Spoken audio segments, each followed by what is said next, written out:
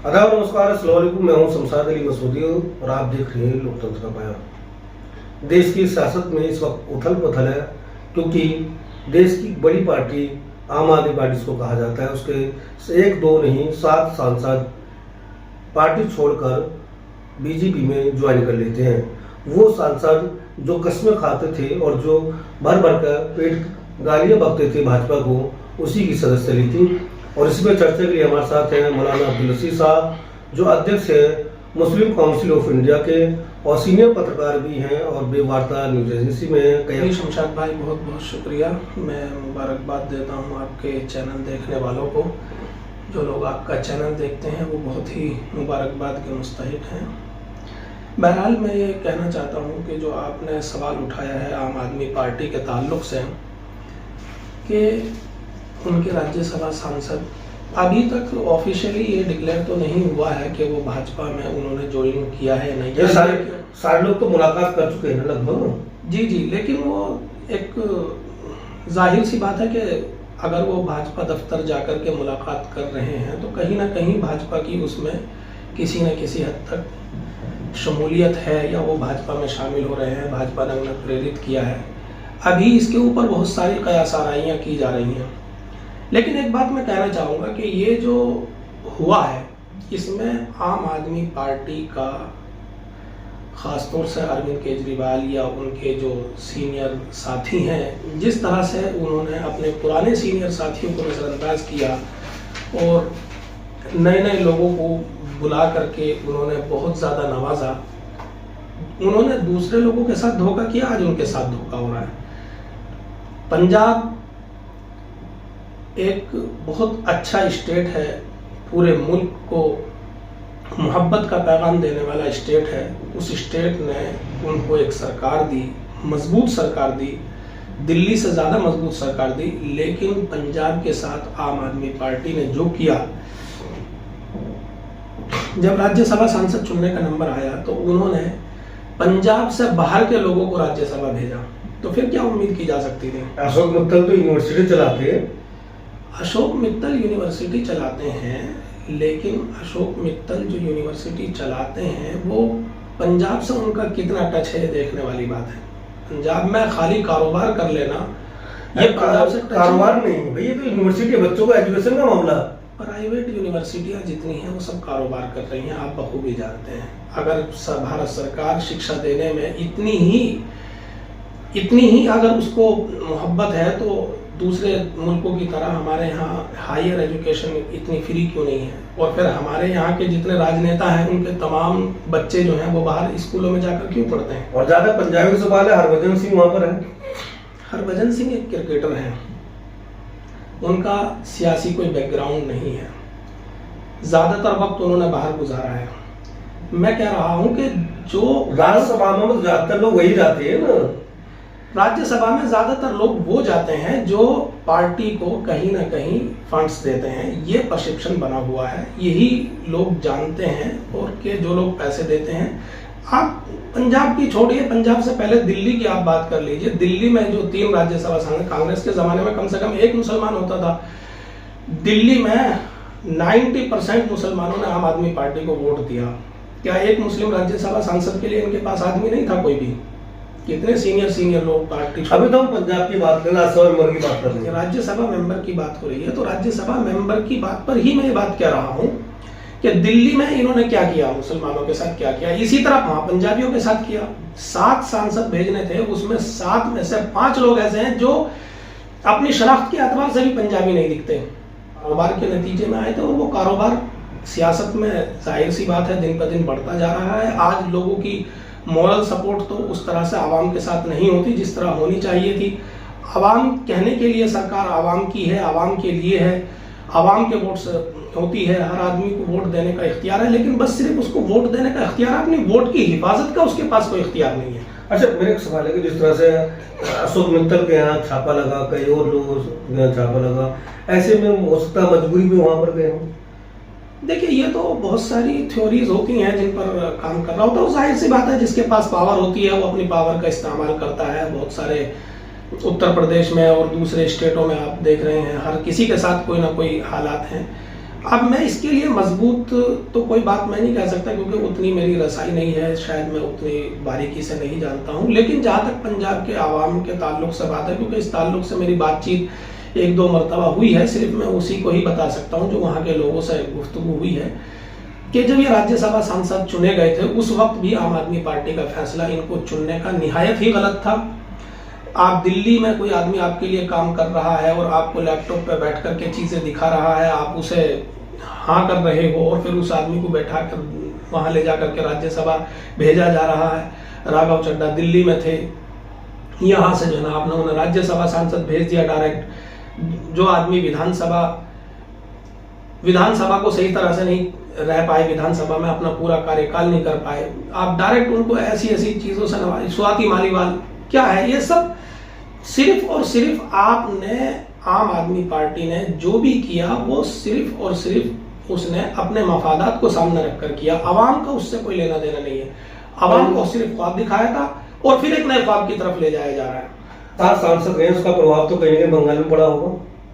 हाँ, कुछ लोगों को समझाया जा सकता है ये बात, लेकिन उन 7 सांसदों का भी अभी आम भाजपा किस तरह से इस्तेमाल करेगी, उनको पार्टी में शामिल करेगी या उनके लिए कोई एक, ये भी एक अंदर से कहीं ना कहीं से एक थ्योरी निकल के आ रही है कि एक सेपरेट पार्टी बनाई जा सकती है और कुछ एमएलएज भी उसके साथ मिल सकते हैं। वही पार्टी के साथ जिस तरह से खबर है कि 65-60 विधायक जो है वो नया दल बना के अपनी सरकार बना सकते हैं और बीजेपी उसको सपोर्ट कर सकती है, इस तरह की खबर है। क्योंकि आप एक पत्रकार है, पत्रकार के हैसियत से बातचीत हो रही है। देखिए, खबरें बहुत सारी हैं, लेकिन जाहिर सी बात है कि खबर की तस्दीक उस वक्त तक नहीं होती जब तक कि वो हालात हो ना जाए।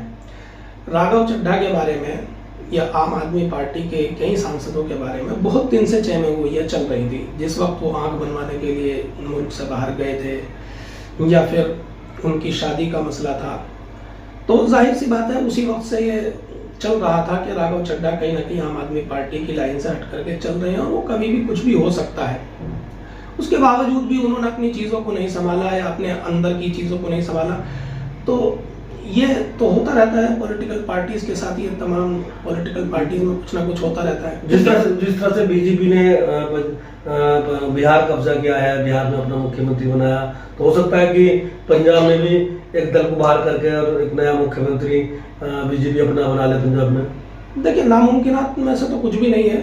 कल तक नीतीश कुमार के नाम पर चुनाव लड़ा गया था, नीतीश कुमार जी वहाँ के मुख्यमंत्री थे और अचानक आनन फानन में ऐसे क्या हुआ कि उनको राज्यसभा ला करके और उनको वहाँ से ख़त्म कर दिया। बिहार में जो आवाम ने जो वोट दिया था वो तो नीतीश कुमार के नाम पर दिया था। लेकिन बहरहाल ये सियासत है, इसमें कभी भी कुछ भी हो सकता है। लेकिन इस सियासत में ये बात ज़रूर है कि आवाम कहीं भी नहीं है। आवाम का सिर्फ वोट लिया जाता है, मैं पहले भी कह चुका हूँ, वोट लिया जाता है।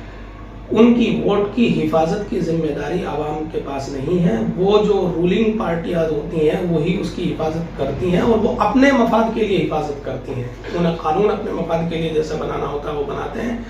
आवाम उसमें कहीं भी नहीं है। आवाम को 5 किलो अनाज का थैला लटका करके दे दिया जाता है कि तुम 5 किलो अनाज लो और बस खामोश रहो और 5 साल में वोट कर दो। इसके अलावा उनका कोई राइट नहीं है, उनको सवाल पूछने का कोई इख्तियार नहीं है। अब पूछे आवाम जाकर के आम आदमी पार्टी से, पंजाब की आवाम पूछे अगर आम आदमी पार्टी से, और कहीं ना कहीं पंजाब में बहुत ज़्यादा नाराज़गी है। आज जैसा कि खबरें आ रही हैं, इस घटना के बाद से तो अभी जाने का इत्तेफाक नहीं हुआ है, लेकिन जो घटनाएं हो रही हैं कि आवाम जो है वहाँ गुस्सा है। लेकिन आम आदमी पार्टी की तरफ से भी कोई इस तरह का मजबूत कदम नहीं उठाया जा रहा कि आइंदा ऐसी गलतियां नहीं होंगी। आम आदमी पार्टी से दलित मुस्लिम झटका, पंजाबी झटका, तो फिर कांग्रेस तरफ रुख होगा या फिर क्योंकि अकाली दल वहाँ है या ये जो विधायक जाने की बात है अलग दल है, तो ऐसे में तो कहीं ना कहीं उसका फिर सीधे सीधे बीजेपी को और लाभ मिल सकता है। देखिए, लाभ किसको मिलेगा या किसका नुकसान होगा ये तो वक्त बतलाएगा। अभी इसके बारे में कुछ भी नहीं कहा जा सकता। लेकिन ये बात तय है कि आम आदमी पार्टी के लिए हालात अच्छे नहीं हैं। और जैसा कि मैंने कहा कि पंजाबी कौम जो है वो एक बहुत समझदार और पढ़ी लिखी कौम है। उसको अपने फैसले करना और अपने फैसले मनवाना आते हैं। एक और फायदा होने के लिए जरा जो जिस पर भी चर्चा नहीं हो रही है, लोग पंजाब की बात कर रहे हैं, लोग पश्चिम बंगाल की बात कर रहे हैं, लेकिन मेरा यह मानना है कि इस साथ के साथ में सबसे ज्यादा फायदा गुजरात में हुआ, क्योंकि संदीप पाठक गुजरात के प्रभारी है और गुजरात का जितना आम आदमी पार्टी का डाटा है वो कहीं ना कहीं लीक होकर बीजेपी को जाएगा और बीजेपी को एक बार फिर वहाँ मौका मिलेगा, क्योंकि वो जो चीजें कमी है लंबे समय से गुजरात में सरकार बीजेपी की चल रही है और जो वहाँ वोट छिटक रहा था उसकी भरपाई के लिए शायद संदीप पाठक को जो है बड़ा कामगार साबित होगा। देखिए, गुजरात एक लंबे ज़माने से गुजरात एक आरएसएस की और भाजपा की एक कार्यशाला रही है और वहाँ मैं समझता हूँ कि किसी भी दूसरी पार्टी के लिए हुकूमत करना इतना आसान नहीं है और जहाँ तक बहुत बारीकी से कई मरतबा बातें निकल करके आती हैं तो आम आदमी पार्टी जो गुजरात में जा रही है वो कहीं ना कहीं कांग्रेस को नुकसान पहुंचाने के लिए जाती है। पिछले चुनाव में भी हमने देखा कि आम आदमी पार्टी की वजह से कांग्रेस को बहुत ज़्यादा नुकसान हुआ और जाहिर सी बात है दिल्ली में तो कांग्रेस को ख़त्म ही कर दिया आम आदमी पार्टी ने। लोगों का मानना है कि ये जो आम आदमी पार्टी का जो जन्म हुआ है वो एक तरह से आरएसएस की देन है और बहुत सारी पॉलिटिकल पार्टी इस मुल्क में आरएसएस की देन है और भाजपा चूंकि उसका एक पॉलिटिकल विंग है उस पॉलिटिकल आप पत्रकार है क्योंकि इस तरह की बात कहेंगे तो कहीं ना कहीं लगेगा कि आप लेकिन सियासी बात कर रहे हैं, क्योंकि बहुत सारी चीजें आप पत्रकार जानते नहीं कह पाते, लेकिन जो चर्चा हो रही है वो है कि जब पंजाब पश्चिम बंगाल की बात हो रही है वो गुजरात भी छपा नहीं, गुजरात के प्रभारी संदीप पाठक और पूरा डाटा वहाँ के कौन चुनाव लड़ रहा है, कौन हारेगा, किसको टिकट मिलेगा, कौन वो वर्किंग कर रहा है, वो सब डाटा कहीं ना कहीं बीजेपी को जाता नजर आ रहा, तो कहीं ना कहीं इसका सीधा लाभ भी बीजेपी को मिलेगा। हाँ, बिल्कुल मिल सकता है, बीजेपी को मिलेगा, क्यों नहीं मिलेगा। इसका जाहिर सी बात है कि अगर आपकी अंदर की चीज़ें बाहर निकल करके आएंगी और दूसरे लोगों को वक्त से पहले उसका पता लगेगा, आपकी पॉलिसी के बारे में दूसरे लोग जानते होंगे तो वो अपनी तैयारी उस हिसाब से करेंगे। आम आदमी पार्टी गुजरात में क्या कर पाती है नहीं कर पाती है तो वक्त बतलाएगा, लेकिन ये बात तय है कि आम आदमी पार्टी ने जो अभी तक 2 स्टेटों में हुकूमत चलाई है या जहाँ उनके छोटे मोटे उन्हें कुछ मिला है वहाँ आवाम के लिए दिल्ली में ज़रूर इन्होंने थोड़ा बहुत कुछ काम किया था, लोग उसे याद करते हैं, लेकिन उसके बरअक्स जितना इनके अंदर तकब्बुर और घमंड आम आदमी पार्टी के लोगों में पाया जाता था उतना किसी में नहीं पाया जाता। मैं समझता हूँ दूसरी पॉलिटिकल पार्टीज के लोगों में नहीं पाया जाता। यहाँ तक कि हम भाजपा के लोगों को हम कुछ भी कहें, आजकल वो रूलिंग पार्टी है, लेकिन अगर आप उनके किसी एमएलए से मिलेंगे तो शायद वो भी मिल जाते हैं, लेकिन वो इतने तकब्बुर मिजाज थे, मुतकब्बिर आदमी हो गए थे कि वो मिलते ही नहीं थे बिल्कुल भी। जितने कैबिनेट मिनिस्टर थे आम आदमी पार्टी में कौन मिलता था? नहीं मिलता था। हम जर्नलिस्ट थे, हमने कितनी मरतबा कोशिश की लेकिन नहीं मिलते थे। अच्छा, एक सवाल है कि हम पंजाब वापस आ रहे हैं क्योंकि चुनाव मोमेंट वो जो इंटरव्यू काफी लंबा हो रहा है, लेकिन पंजाब में इस बार सरकार में कोई भी कैबिनेट मंत्री मुस्लिम समुदाय से नहीं है, जबकि मुसलमानों का वोट परसेंटेज तो वहाँ पर है जितना भी है, लेकिन मुझे उतना नहीं पता कितना वोट परसेंटेज है, लेकिन बड़ी तादाद मुसलमानों की वहाँ एमएलए वहाँ होते हैं, लेकिन आम आदमी पार्टी की तरफ से कोई भी राज्य मंत्री कैबिनेट मंत्री नहीं बनाया गया। तो इस चुनाव में जो आएंगे उस पर वो भी कहीं ना कहीं असर डालेगा चुनाव में।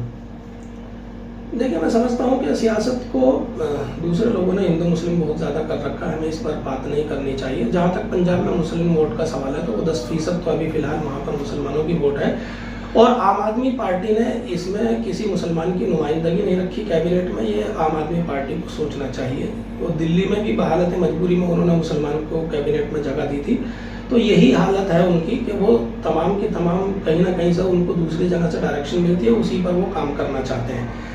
तो जबकि अकाली दल की सरकार भी वहाँ रही है तो उस वक्त भी कोई ना कोई मुसलमान उनकी कैबिनेट में होता था, या यहाँ तक कि कांग्रेस की सरकार रही है तो एक सीट तो वहाँ कम से कम मालिया कोटला की जो सीट है वो तो मुस्लिम सीट है और वहाँ पे इस वक्त भी मुस्लिम एमएलए हैं आम आदमी पार्टी से, जमीलुर रहमान साहब। लेकिन आम आदमी पार्टी ने मुसलमानों को नुमाइंदगी नहीं दी है तो जाहिर सी बात है इसका नुकसान भी आम आदमी पार्टी को कहीं ना कहीं होगा और दिल्ली में भी होगा और तमाम जगहों पर होगा।